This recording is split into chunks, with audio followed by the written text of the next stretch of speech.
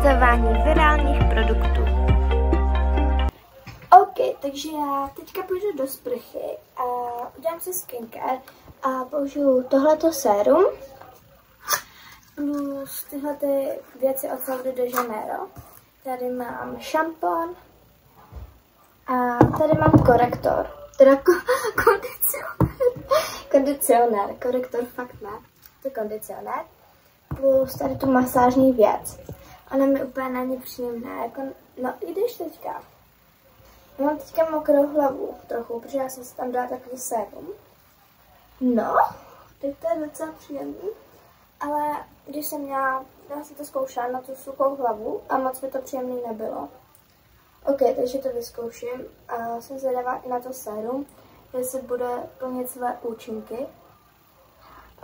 Má to teda se zbavit akné, což já akné nemám, ale má to i odebrat různé pupinky a tak. A má to udělat jemnější, hladší a takovou prostě lepší pleť na vizáž. Já nevím, jak to mám říct.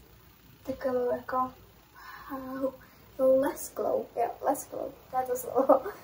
OK, takže tady si dělám skincare, zatím si jenom čistím obličej a pak vám ukážu, jak si dávám sérum a krém. Teďka jsem si vyčistila pleť, jak jste viděli, a jdu si dát tu sérum. OK, to nejde otevřít. Konečně, au, mé ruce. Já nevím, jestli to vidíte, ale au. OK.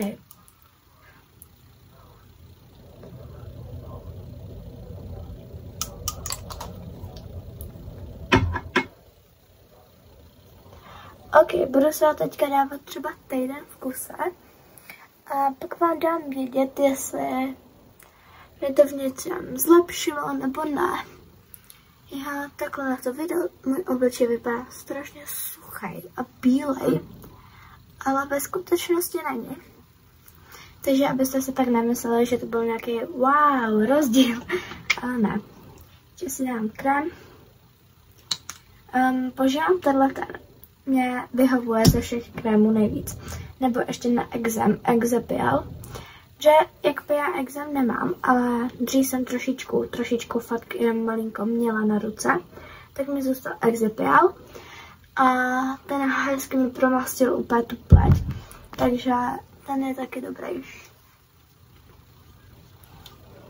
OK, to mám můj skincare. OK, takže my teďka jdeme pryč a já ještě chci natočit video a jdu se trochu namalovat. Jakoby já se malovat nebudu, ale dám si jenom tyhle ty věci. Voňavku, to je jasný, to si dávám všude kam jedem. Já už jsem ji trochu používala a je fakt mega dobrá.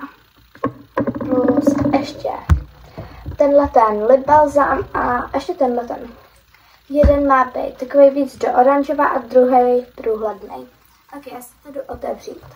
Ok, máme tady, tak se jdeme otevřít. Jako vypadá to hezky, to bylo ani úplně hezký a mně se líbí ta berlipka nahoře. Ok. Taková ta barva, ta oranžová, je to taková jako asi jemňouka, když strám na ty, to zkusím.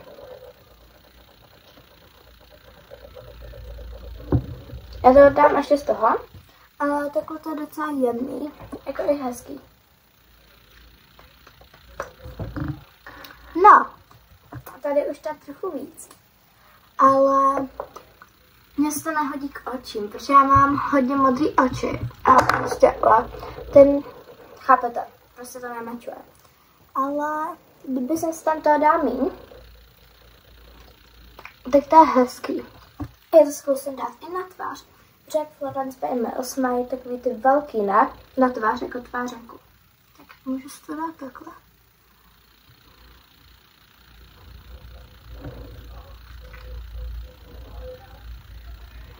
Já jako skoro nic nevidím přes tu kameru, kolik si tam toho dávám a tak, takže jo, je to docela dobrý. Já takhle pojedu, to se nesmím.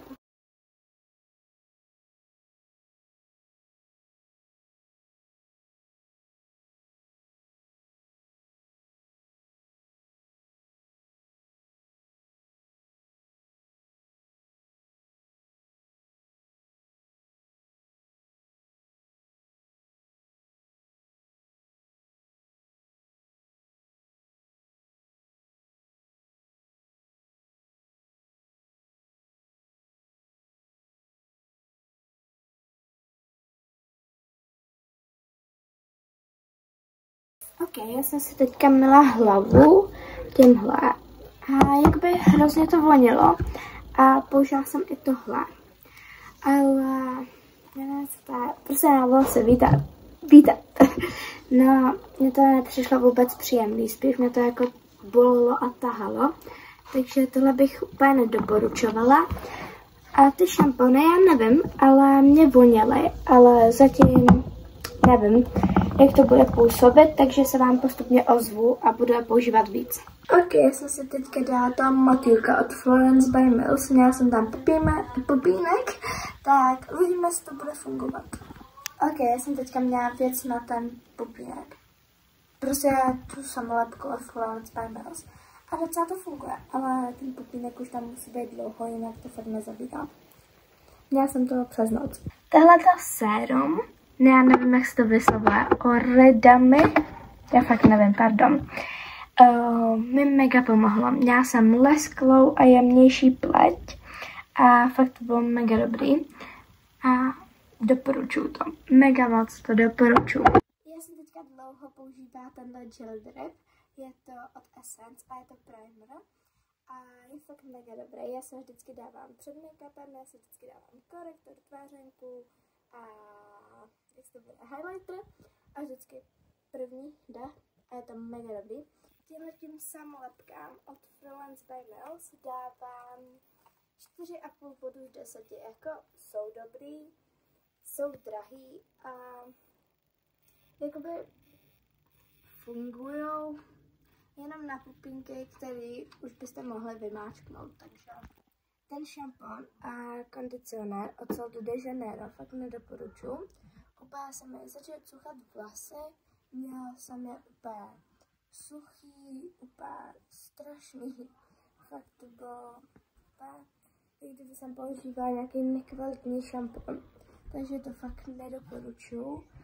Ale jediný plus na tom je, že to fakt strašně moc voní a je to hezký na ruce, když se tam dáte, teď máte takovou sametovou barvu.